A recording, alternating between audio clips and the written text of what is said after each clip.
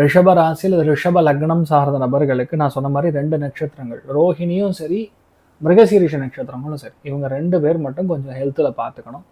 ஏன்னா பல்லு வலி, கண்ணு வலி, இந்த மாதிரி விஷயங்கள்.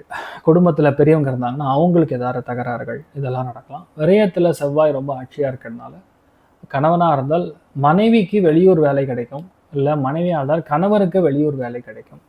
சின்ன இன்ஃபெக்ஷன்லாம் ஒரு சில பேருக்கு மறைமுகமான பகுதிகளில் வந்து போகும். ஆனால் காசு பணத்துக்கு பிரச்சனையே கிடையாது. புதுசாக கண்ணாடி மாற்றுவீங்க, கூலிங் கிளாஸ் வாங்குவீங்க, ஆன்லைனில் ஃபுட்டுலாம் வந்து ஃபுட்டு மட்டும் கிடையாது, விலை உயர்ந்த பொருட்கள்லாம் டிஸ்கவுண்ட் சேலில் வாங்குவீங்க. சில பேர் ஏசிலாம் மாற்றுவீங்க.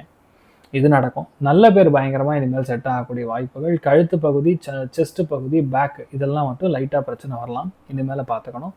ஆனால் என்னென்னா இந்த டைமில் உங்களுக்கு நிறைய அவார்ட்ஸ், ரிவார்ட்ஸ், ரெகக்னிஷன், பல சமாச்சாரங்கள் உங்களுக்கு ரொம்ப சாதாரணமாக நடக்கும். எந்த முன்னேற்றமாக இருந்தாலும் ரொம்ப ஈஸியாக நடக்கக்கூடிய வாய்ப்புகள் இருக்குது. ஒன்று.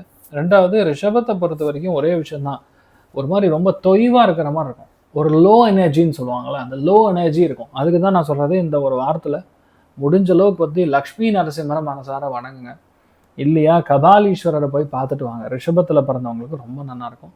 தெய்வ சக்தி நிறைஞ்சிருக்கும். பேசினா காரியம் ஜெயிக்கும். நிறைய பேருக்கு லவ் கன்ஃபார்ம் ஆகும். குழந்தை பிறக்கும். வீட்டில், அதாவது உங்கள் வீட்டில் குடும்பத்தாருக்கு இந்த மாதிரி விஷயங்கள்லாம் நடக்கும். 4, 5, 6 இந்த 3 நாட்கள் சொர்க்கத்தை பார்ப்பீர்கள், இனிமையை காண்பீர்கள், பயங்கர சந்தோஷமாக இருப்பீங்க. வேலை நிமித்தமான ஒரு ஆர்டர், டிரான்ஸ்ஃபர் ஆர்டர், சுபகாரியங்களுக்கு ஆர்டர், ஆஃபர் லெட்டர், இந்த மாதிரி விஷயங்கள் எல்லாமே வரும். ஸோ நீங்கள் என்ன பிளான் பண்ணுறீங்களோ அது நடக்கக்கூடிய அற்புதமான ஒரு டைமிங் உங்களுக்கு ஓடிட்டு இருக்குன்னே சொல்லலாம். சந்தோஷங்கிறது என்பது பொருளாதார ஏற்றம் எழுவது. நீங்கள் வழிபாடு செய்ய வேண்டிய தெய்வம் கபாலீஸ்வரர் வழிபாடு ஏற்றத்தை கொடுப்பார்.